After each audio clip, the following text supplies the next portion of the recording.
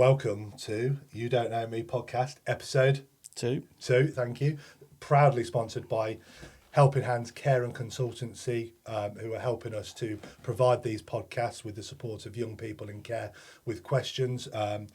Really excited to get episode 2 up and running. And we're proudly joined by a long-time listener, James McGill. James McGill. Welcome, James. Thank you very much for having me. Very happy to be here. I'm really excited. Thank you for bringing your medals. We'll get onto them very soon. Mm-hmm. So the reason why I invited you, James, to the second podcast is to talk about some of your achievements within the Invictus Games and the Invictus Games as a whole. Could you just tell me a little bit about the Invictus Games? Yeah, so the Invictus Games is essentially the brainchild of Prince Harry. Yeah. So I believe he was on his way home on a Aeromed flight, and there was wounded, injured soldiers on board. He sat there and thought, well, what can I do to help these guys? And that's where the Invictus Games was essentially born. So the games provide a means of using sport to help with recovery, basically. So that's open to wounded, injured, and sick soldiers who serve within the British Armed Forces, and there's a number of countries globally that take part as well. So they're held. The first one was held 2014. Then there was a gap, but the 2016 Orlando and the 2017 Toronto games that I took part in. Fantastic. And what did you take part in? What games? So I did in Orlando. I was a bit of a jack of all trades, if I'm honest. So I did a bit of discus. Didn't medal in that. A bit of swimming. Didn't medal in that either. Why are you here? And then I did sprinting, so I sprinted in the 100 and the relay.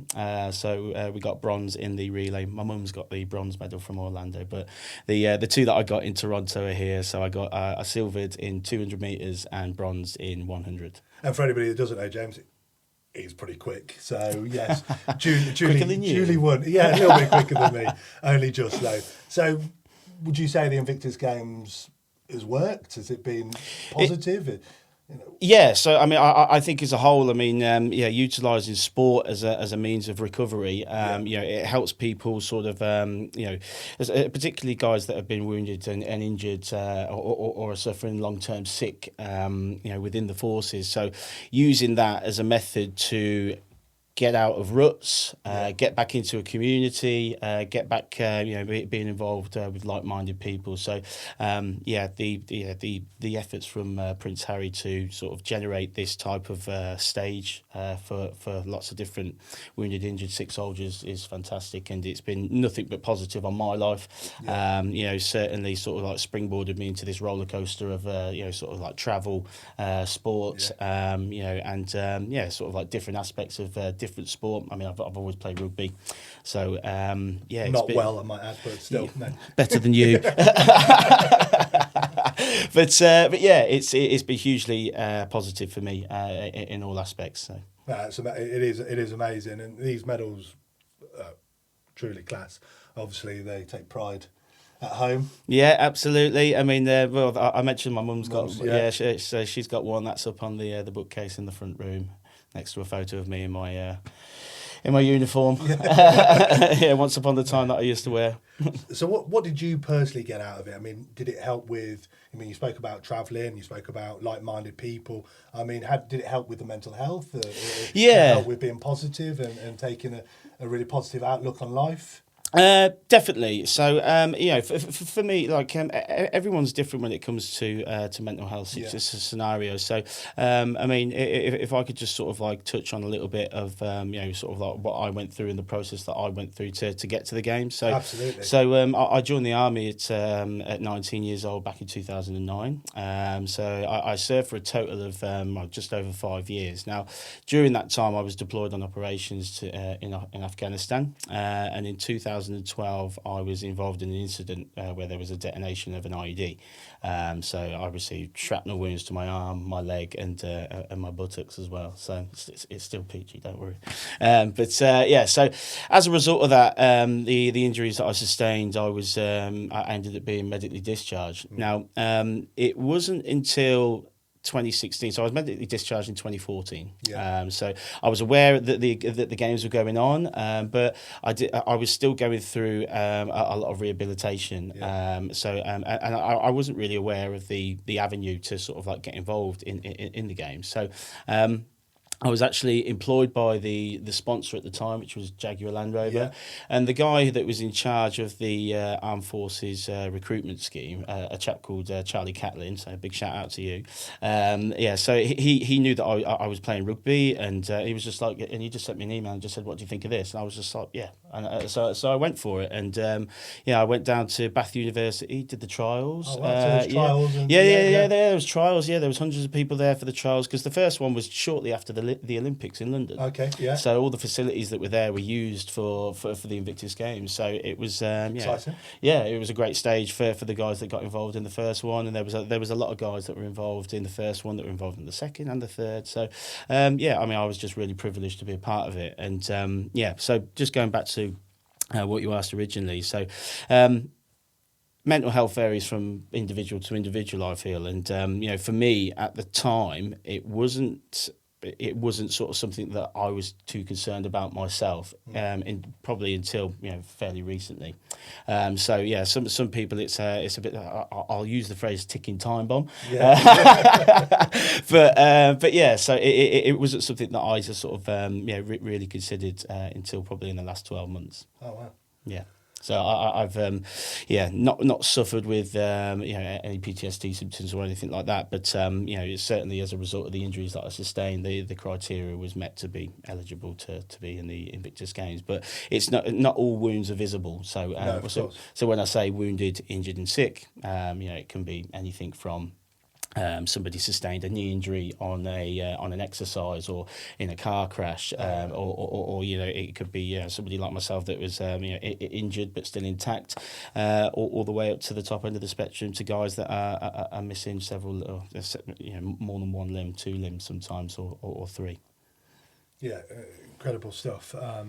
Then the Invictus Games obviously helps a wide range of people then and support. So what do you do to support your mental health? You spoke about playing rugby and things. Does that sport generally even now outside of the Invictus Games helps? Yeah, definitely. I played rugby from a really young age, and it's always been sort of a means of sort of like staying active, and I definitely am a huge advocate for if you're staying active, you sort of you've got a better state of mind. Yes. So I think if you look at like the elite level sports people, I mean it's not just about your physical sort of condition; it's about that state of mind as well. Yeah. So not that I'm an elite sportsman, although you might think so. Well, seeing these two medals, but pretty convincing. Yeah. So it's definitely a state of mind, and to be successful within sport, it's about having a particular state of mind, and I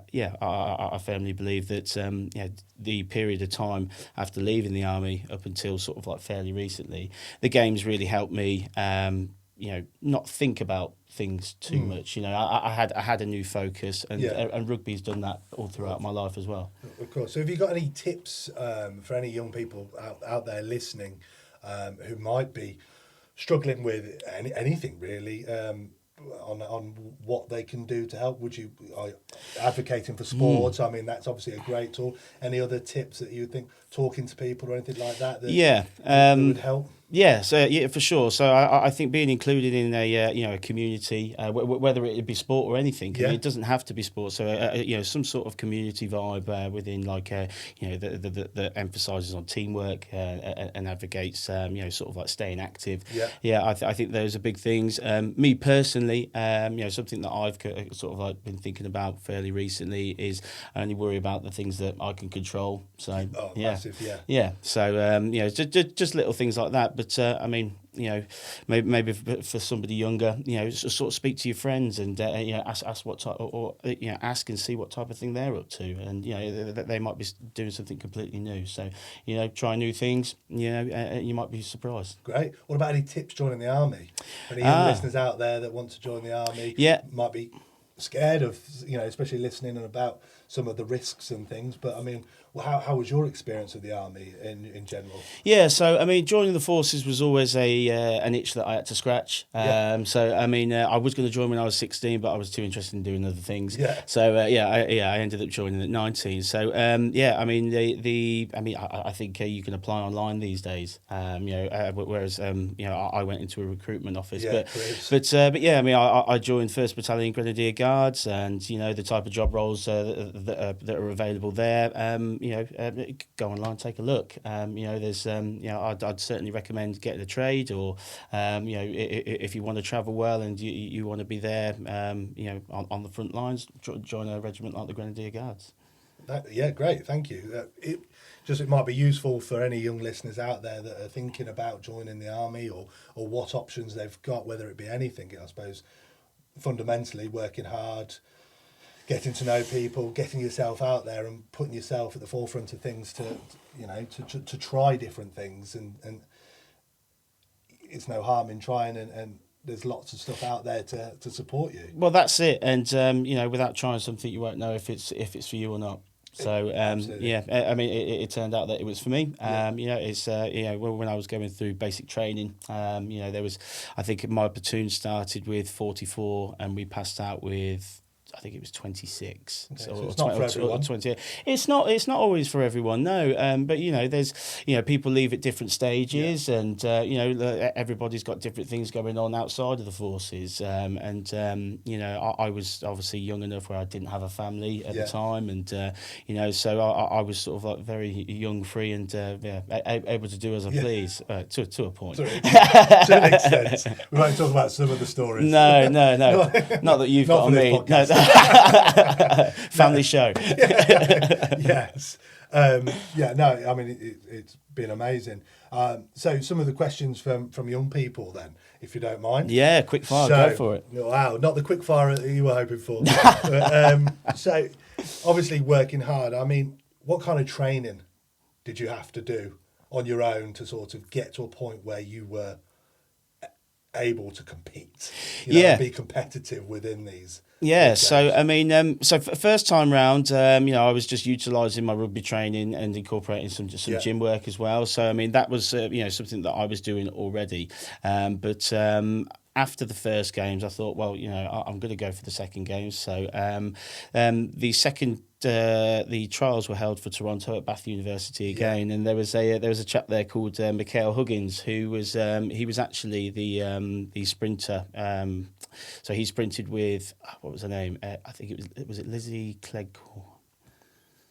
Can't remember her name. Might need to edit that. Google that. Yeah, or just Google it. Yeah, sorry. Yeah. So Mikhail Huggins, anyway, he was a sprint coach. So I just sort of approached Mikhail after after the trial, and I just said, if I get in, would you take me on as like a mentor me as a coach for sprinting? So yeah. So I mean, extra commitments. At the time, I was playing rugby. I was travelling over to Aston Athletics Track to do sprint coaching, to do sprint training twice a week on top of rugby training, and then playing. And as we got a little closer to the games, I remember saying to MD, who was my coach at the time at the rugby club that I played for, Newbold, and I just said, look, I'm a pretty big injury risk as it is, as you know. So So as we got closer to the game, so So I mean, if I knew myself, if I wanted to medal, in a better position than I did in the previous year, then I'd have to put some work in.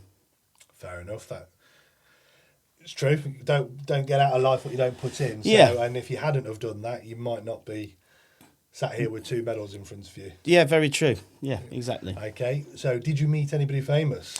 Yes, I did actually. As it goes, can you name drop? You got anybody in your they might be watching. No, hopefully they will be. I did. Yeah, so I mean, obviously, I met Prince Harry on a number of occasions. JJ Chalmers as well. So he was a huge ambassador for the Invictus Games.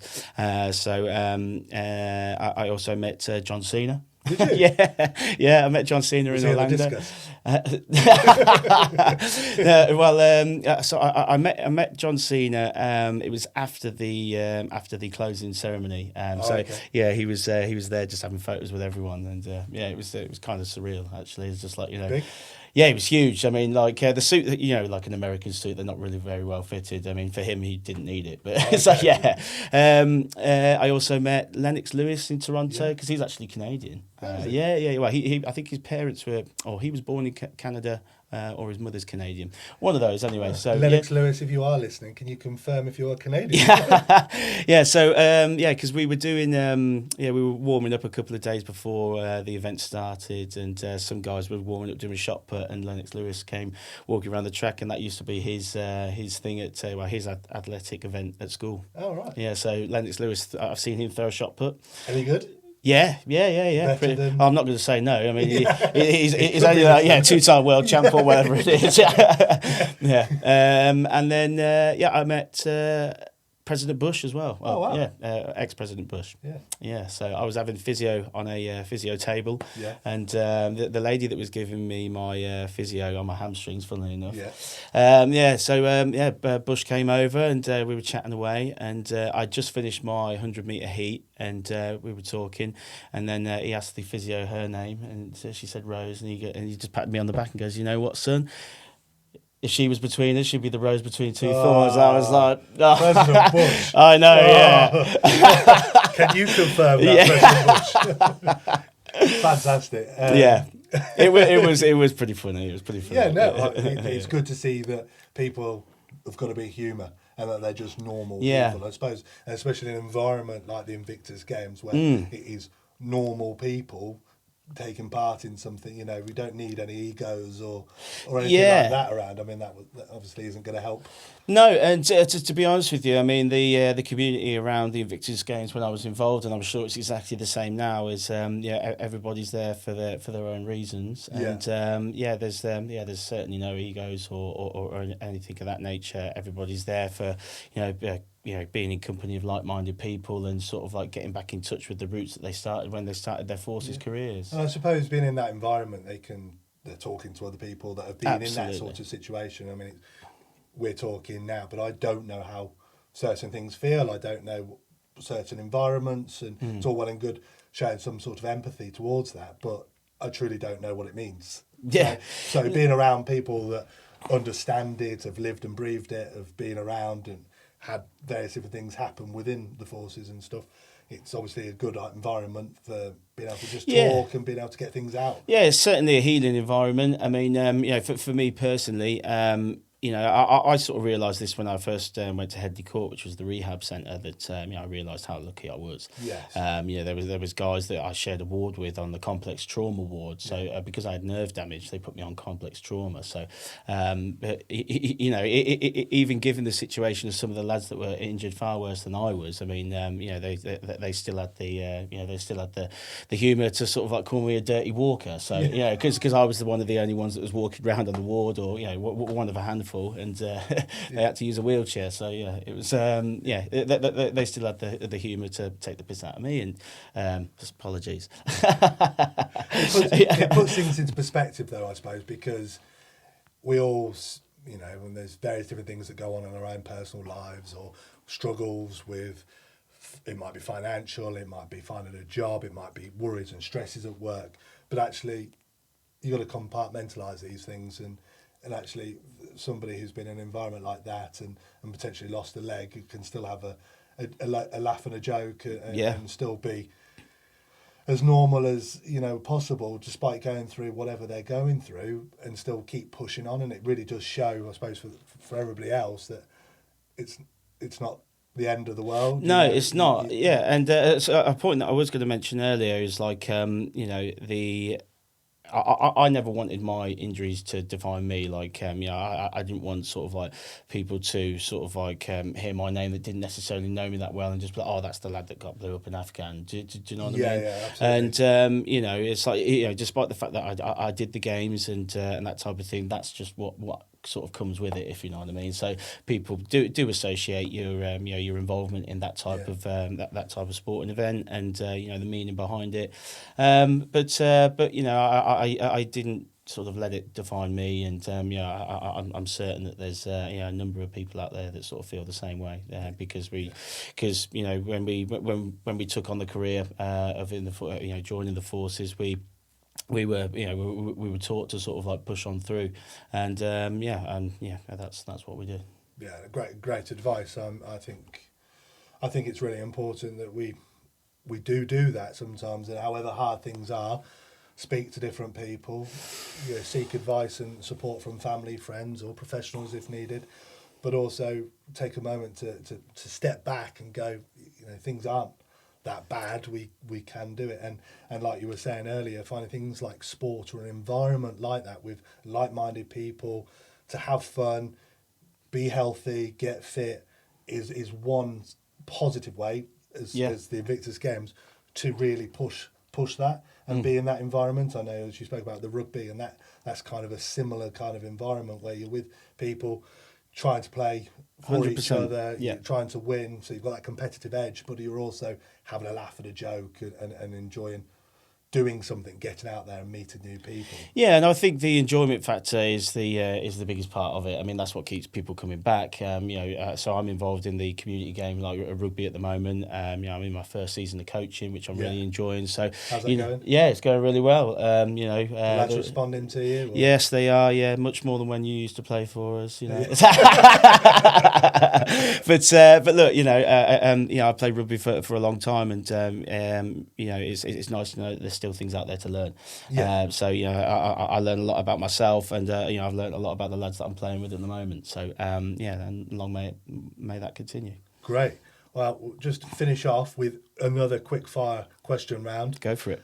Ready. I'm gonna say two things like fish or chips, and you're gonna say fish or chips. Well, usually you have them together, don't you? Well, this time we haven't. Okay, just for this podcast. All right. So I'm gonna say panto or cinema. Panto, for sure. Really? Oh, big time. Oh, yeah. You. Oh, yeah. No, he isn't. Oh, there should have been a picture of me there. Oh, he is, yeah. He is. Yeah. Rugby or football? Rugby, all day long. Invictus Games or Olympic Games? Invictus Games. Absolutely. Army or Navy? Army, silly question. Obviously. Tom or James? Well, as I'm the guest. James all day long. No, that's great. I'm only joking, mate. No, I appreciate that. Thank you for coming in and sharing a little bit about your story. Hopefully it will inspire some of the listeners just to get involved with activities, groups, talking to people, knowing a little bit about the Invictus Games, who it's for, the importance of it, how great it obviously is for people, and things aren't that bad, and trying to push through things and really try and take a step back and think about the other stuff and just take day by day. You can only control what you are. Yeah, I mean, I tend to try and only worry about what I've got control of, and you mentioned about showing sort of resilience, and I think more so than ever, these days it's more important to talk than you actually realise, and when you start doing it, you realise how healing it can be. Yeah, no, really important and wise words, which I've never said to you before, James. I'm a wiser guy. You are a wise guy. wise guy.